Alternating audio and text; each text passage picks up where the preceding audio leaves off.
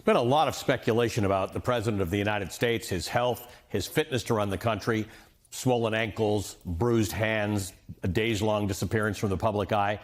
There is an explanation for some of this, but this administration is not exactly known for transparency, so it's leading many people to draw their own conclusions and to assume that the badly blended wrong shade of makeup on Donald Trump's hands is not the only cover-up that's happening right now.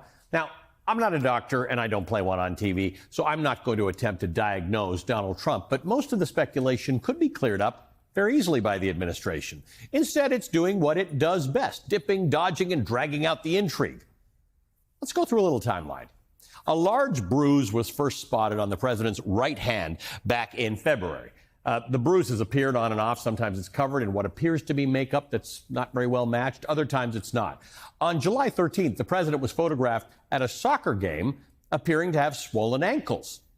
On July 17th, President Trump's doctor, Sean Barbabella, released a statement saying that Donald Trump has been diagnosed with something called chronic venous insufficiency, which means the veins in the legs can't properly carry blood back to the heart and causing it to pool in the lower legs. This is a very common condition, particularly common amongst older adults.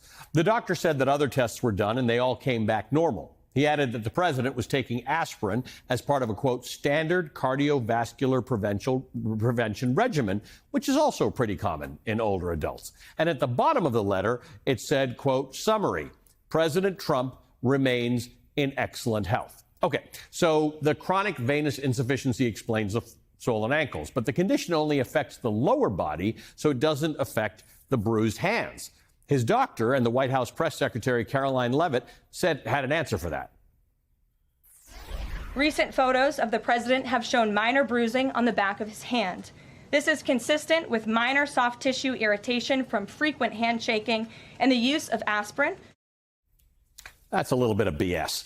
This was not the first nor the last time that Leavitt has blamed the bruising on frequent handshaking. I shake a lot of hands, let me tell you. Donald Trump is a self-described germaphobe, germ freak, and clean hands freak. Those are his words. Over the years, he's called the practice of shaking hands barbaric, disgusting, very, very terrible, and one of the curses of American society. But let's go with that and say that a few really stiff handshakes combined with the use of aspirin caused the bruising on Donald Trump's right hand. Well, about a week ago, the Daily Beast spotted what appears to be a bruise on Trump's left hand. You can see it here in the video of Donald Trump during a golf outing. So, is the germaphobe in chief shaking hands with both hands now? To add to the speculation, Trump, who rarely goes a few hours without getting in front of a camera, was MIA for 6 days.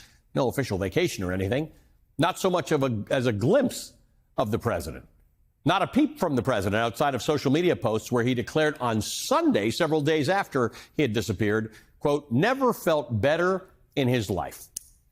Trump emerged on Tuesday for an announcement in the Oval Office, which doubled as proof of life. They said there must be something wrong with him. Biden wouldn't do him for months. You wouldn't see him. And nobody ever said there was ever anything wrong with him. Let's just acknowledge the irony here, because a little over a year ago, in the lead up to the 2020 election, it was Biden who was being bombarded with questions about his age and health. And no one seemed more concerned about the age and health of President Joe Biden than Donald Trump. Trump was the leader of a Biden's Unfit Club. At least Joe Biden's yearly physical exams were always pretty detailed. They included the good and the not so good. Going back to 2019, when Biden was campaigning for the 2020 election, his doctor released a summary of his medical history. It said that Biden was, quote, healthy, vigorous, and fit to successfully execute the duties of the presidency. It went on to say that Biden was being treated for 4 different conditions: non-valvular atrial fibrillation, or AFib, which is a type of irregular heart rhythm; hyperlipidemia, which is concentration of fats or lipids in the blood, high cholesterol; gastroesophageal reflux; and seasonal allergies. The summary also noted that when and how Biden's AFib was discovered, and that he had several non-melanoma skin cancers removed. That's a lot of information, bordering on TMI. But Joe Biden's annual presidential physical exams went like this every year: detailed, transparent explanations.